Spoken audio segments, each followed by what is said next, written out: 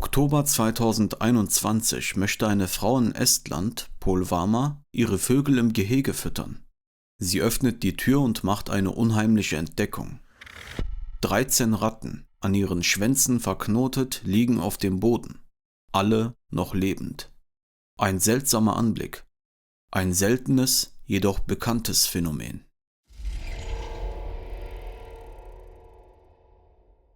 Der Rattenkönig ist ein bisher noch nicht gänzlich verstandenes, seltenes Ereignis, das durchaus spannende Punkte erreicht, wenn man genauer darüber nachdenkt.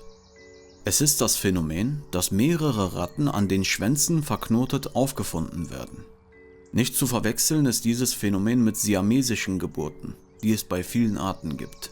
Rattenkönige entstehen erst nach der Geburt. Der Name erscheint schon seltsam und unpassend. Dementsprechend ist auch die Etymologie nicht problemfrei. Aufgrund der Häufigkeit des Phänomens im deutschen Raum ist es möglich, dass es ursprünglich ein deutscher Begriff war, der in viele Sprachen wörtlich übersetzt wurde. Als Verlängerung der Wirbelsäule ohne Rückenmark mit mehr als 30 Wirbeln bricht der Schwanz natürlich mehrmals durch die Verknotung. Laut einigen Quellen kommt zu der Verknotung noch Verklebung durch Schmutz, Blut und Exkremente hinzu, sodass die Tiere auf diese Weise weiterleben müssen und die Schwänze im Laufe der Zeit sogar zusammenwachsen. Bei ihrer Entdeckung wurden Rattenkönige früher oft aus Furcht oder Aberglauben getötet, doch auch heute ist die Entstehung dieses Phänomens unklar. Wie kann es zu solch einem Unglück kommen, wenn es überhaupt ein Unglück ist? Insgesamt treten Rattenkönige äußerst selten auf. In den letzten 400 Jahren gab es rund 60 Funde.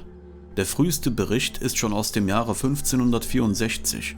Basierend auf der Vorstellung, dass Individuen immer von einem König regiert werden, glaubte man im Mittelalter, dass der König der Ratten auf dem Knoten der Rattenschwänze thronte. Dieses überdimensionale, bizarre Tier galt als böses Omen, das sogar den Ausbruch einer Krankheitsepidemie verkündete. Diese Erklärung wurde jedoch mit steigendem Wissen über die Welt der Ratten nicht mehr weiterverfolgt. Der letzte Fall war der anfangs erwähnte in Estland.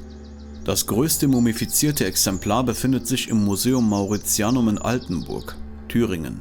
Der Rattenkönig wurde 1828 im Kamin eines Müllers im Buchheim gefunden und besteht aus 32 Ratten.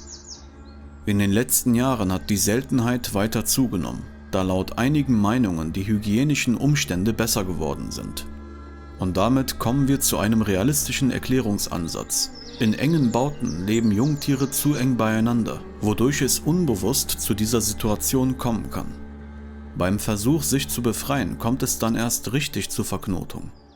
Diese Erklärung widerspricht aber der Erkenntnis, dass Ratten anders als allgemein angenommen im Sinne ihrer Art sehr saubere Tiere sind, die sich mehrmals am Tag putzen, ihre Nester sehr sauber halten und sogar stubenrein werden können. Dazu passt auch die Tatsache, dass nie ein Rattenkönig gefunden wurde, das allein durch Verklebung entstand. Doch kann es sogar sein, dass Ratten in den seltensten Fällen bewusst einen Knoten machen, aus welchem Grund auch immer? Auch wenn einige Zoologen skeptisch sind, dass Ratten in einem solchen Zustand kaum überleben könnten, wird oft eben diese Meinung vertreten, dass der Rattenkönig im Endeffekt ein unglücklicher Fall in der Natur ist. Jedoch gibt es eine weitaus grausamere Erklärung für dieses Rätsel, denn grausamer als die Natur war immer schon der Mensch.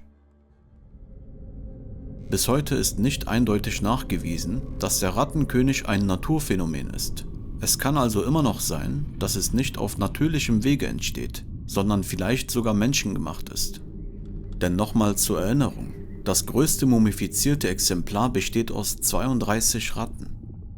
2 Schwänze können sich verfangen, 3 oder vielleicht sogar 4, aber 32?